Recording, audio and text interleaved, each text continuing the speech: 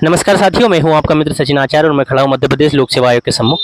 और मेरे साथ हैं Jitesh Salameh. Jitesh Salameh sir, जो कि आज एमपीपीएससी इंटरव्यू साक्षात्कार कार्यक्रम के लिए आज उपस्थित हुए हैं। इनके बोर्ड में आज क्या इंटरव्यू आपका हुआ? मेरा सर का बोर्ड था मेरा। किन प्रश्नों के साथ आपका इंटरव्यू आज प्रारंभ हुआ था? मैं गवर्नमेंट जॉब में हूँ, तो मेरा जो हुआ मैक्सिमम था वो डिपार्टमेंटली क्वेश्चन पूछे गए मुझसे। उसके बाद फिर रानी दुर्गावती के बारे में पूछा मुझसे, फिर मदन महल के बारे में पूछा, फिर पॉल्यूशन जो प्रदूषण होता है उसके बारे में पूछा, और वीर सावरकर के बारे में पूछ लिया, भगत सिंह के बारे में पूछा। तो ऐसे क्वेश्चन पूछे गए थे मुझसे, और मैक्सिमम जो था मेरा वो डिपार्टमेंटली क्वेश्चन पूछे गए। किस डिपार्टमेंट में आप पदस्थ हैं? फाइनेंस डिपार्टमेंट में हूँ। फाइनेंस डिपार्टमेंट में आप पोस्टेबल हैं। जैसे रानी दुर्गावती का आप बता रहे हैं, क्या पृष्ठभूमि रही रानी दुर्गावती की? उन्होंने पूछा था मुझसे कि रानी दुर्गावती के बारे में बताइए, तो मैंने उनके बलिदान दिवस कब बनाया जाता है उन्होंने पूछा मुझसे, तो मैंने बताया 24 जून को बनाया जाता है। उस हिसाब से उन्होंने फिर जन्म तिथि पूछी, फिर क्या क्या किया उन्होंने गोंडवाना के लिए। बेसिक क्वेश्चन पूछे गए थे मुझसे। आपके डेप से किन क्वेश्चनों को पूछा गया? डेप से मैं बोला डिपार्टमेंटली क्वेश्चन थे फाइनेंस के। जैसे ऑडिट विंग में हूँ मैं वर्तमान में अभी, तो ऑडिट के क्वेश्चन पूछे गए थे कि ऑडिट क्या होता है, कैसे होता है, कौन कौन से डिपार्टमेंट में होता है। बेसिक क्वेश्चन थे। भारत का सबसे बड़ा ऑडिटोरियल अधिकारी होता है, वो कौन होता है? एक होता है किस आर्टिकल में? 148 में होता है। 148 से 151। कार्य किस आर्टिकल में है? कार्य इसके 149 में से कर्तव्य शक्तियाँ दी गई है, तो उसके अंतर्गत आते हैं कार्य और शक्तियाँ।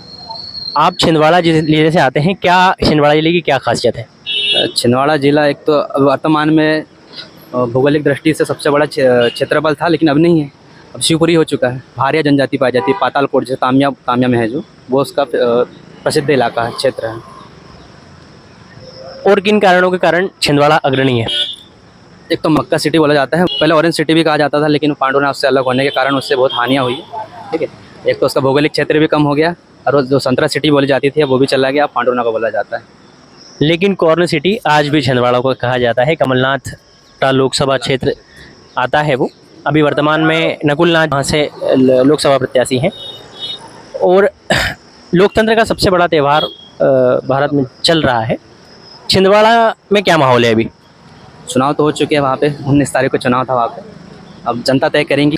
क्या आपके शैक्षणिक सत्र से किन्हीं क्वेश्चनों को पूछा गया? नहीं पूछा गया। स्ट्रीम से, आपके ग्रेजुएशन लेवल से? नहीं पूछा। और कोई प्रश्न जो आपसे संज्ञान में हो आपके? मेरा सर ने मुझसे पूछा पांडुनाथ से जैसे चले इलेक्ट्रॉनिक्स कम्युनिकेशन, मुझे लगा कि डिपार्टमेंटल क्वेश्चन विभाग से पूछेंगे, जो स्ट्रीम है जो मेरी इलेक्ट्रॉनिक्स कम्युनिकेशन, उससे नहीं पूछा उन्होंने, दूसरे और चला गया उनको। पांडुरना जो जिला बना 54वां, उसके पहले कलेक्टर कौन बने? विजय वर्मा। और एसपी? एसपी का नाम याद नहीं आ रहा मुझे। जो अभ्यर्थी पीएससी परीक्षाओं की तैयारी कर रहे हैं, उन्हें क्या स्ट्रेटजी अपनानी चाहिए अपने सफलता के लिए? सबसे पहले तो जो सिलेबस है उसको अच्छे से पढ़ें। हाँ, यदि आप सिलेबस ही नहीं पढ़ेंगे तो कैसे कोई एग्ज़ाम निकल पाएगा, क्योंकि कोई भी एग्ज़ाम निकालना है तो सबसे पहले उसका सिलेबस देखना ज़रूरी है। जो प्री होता है, जो एमपीपीएससी का प्री होता है वो फैक्चुअल होता है। तो फैक्ट पढ़ने के लिए हमें मैक्सिमम जो होती है बुक आ रही है, लूसेंट हो गई, और अभी एमपी पढ़ना है। अभी तो सिलेबस भी चेंज हो गया है, तो मेजर पोर्शन है उसका पूरा चेंज हो गया। आप कितने समय से तैयारी कर रहे हैं? मैं 2017 से कर रहा हूँ। लगभग 7 वर्षों से आप एमपीपीएससी परीक्षाओं की तैयारी कर रहे हैं। कितनी बार आप मुख्य परीक्षाओं में सम्मिलित हुए हैं? मैं 2019 से मुख्य परीक्षा में बैठ रहा हूँ। 19, 20, 21, 22 का भी दिया हूँ मैंने। अभी 23 का मेरा फॉरेस्ट का मेंस। 23 फॉरेस्ट का मेंस है। इतना लंबा समय एक ही परीक्षा में संलिप्तता आपकी हो चुकी है, क्या नेक्स्ट ऑप्शन कोई रखना चाहिए? देखिए, यदि 2-3 साल तक यदि एग्ज़ाम नहीं निकलता है तो फिर आपको दूसरे चीज़ भी देखना चाहिए। या आप एक चीज़ और कर सकते हैं, या यदि आपको दूसरी चीज़ में इंटरेस्ट है, जैसे पढ़ाने में किसी को इंटरेस्ट रहता है तो वो भी कर सकते हैं। पढ़ाने के साथ आप तैयारी भी करवा सकते हैं किसी की।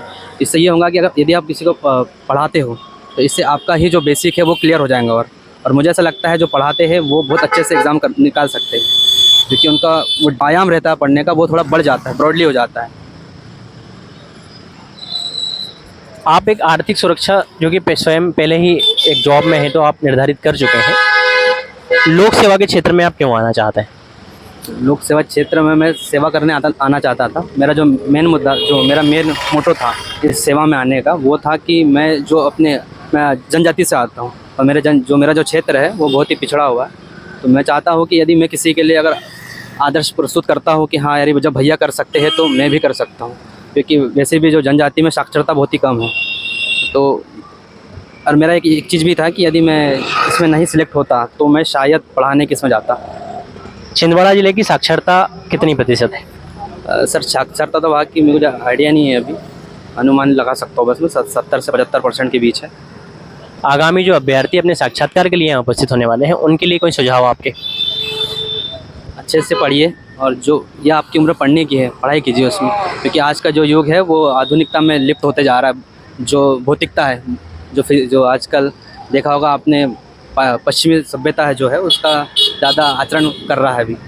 तो मेरे हिसाब से भी पढ़ाई कर रहे हो तो पढ़ाई करिए, ज़्यादा फ़ायदा आपको वो होगा। एक बार जब आप भविष्य बन जाएगा उसके बाद आप खुद बोलेंगे कि नहीं यार मैंने सही किया हो। वर्तमान युवा पाश्चात्य सभ्यता की ओर ज़्यादा आकर्षित है, क्या कारण होते हैं मुख्य इसके? एक तो लाइफ स्टाइल, कोई भी चाहता है कि हाँ यार मैं ऐसी जीवन शैली जीना चाहता हूँ। अब भारतीय संस्कृति धीरे धीरे एक तरफ से देख सकते हो आप कि जो पहले अपन जीवन व्यतीत करते थे वैसा नहीं कर पा रहे हैं। तो मुझे ऐसा लगता है कि एक लाइफ स्टाइल लोगों को आकर्षित करती है, और आजकल टेलीविज़न जो है एक मुख्य चीज़ वो है, वो जो संस्कृति है उसकी ओर आकर्षित ज़्यादा कर रहा है। भोग विलासता की चीज़ें टेलीविज़न की ओर आकर्षण आपको पाश्चात्यता की ओर धकेलता है, ये आपका कहना है। धन्यवाद टॉपर से बात करने के लिए। हम आशा करते हैं कि आपका चयन मध्य प्रदेश लोकसभा में हो और एक लोक सेवक के रूप में आप अपनी भूमिकाएं अपने आगामी जीवन में निर्वहन करें। Thank you so much.